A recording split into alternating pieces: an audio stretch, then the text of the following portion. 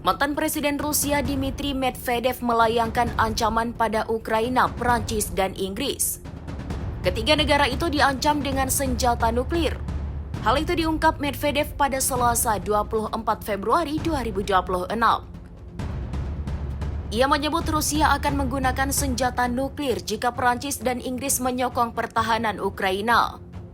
Medvedev mengklaim ada upaya transfer teknologi nuklir. Ancaman itu digaungkan menyusul klaim dari Dinas Intelijen Luar Negeri Rusia bahwa Prancis dan Inggris berupaya menyediakan senjata nuklir untuk Ukraina. Diduga hal itu untuk mengamankan persyaratan yang lebih menguntungkan dalam negosiasi. Moskow sebelumnya juga menuding Kiev merencanakan serangan bom kotor.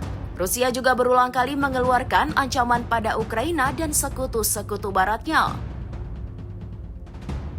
Diungkap Medvedev, Rusia akan menggunakan segala cara untuk mempertahankan kedaulatannya. Ia memperingatkan penggunaan senjata nuklir taktis. Respons itu bisa mencakup semua jenis senjata, termasuk senjata non-strategis. Medvedev juga mengancam akan menyerang negara-negara yang turut membantu Ukraina.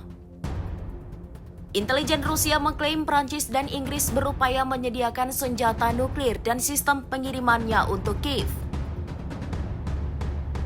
Hulu ledak berukuran kecil TN-75 Prancis dari rudal balistik M51.1 yang diluncurkan dari kapal selam diduga sedang dipertimbangkan. Namun para pejabat Rusia tak memberi bukti apapun untuk mendukung tudingan mereka. Seiring dengan itu, Ukraina membantah tuduhan tersebut.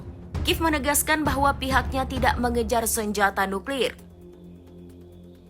Inggris pun buka suara dan membantah klaim Moskow. Senada dengan Inggris, Prancis menyebut tuduhan Moskow itu tidak berdasar.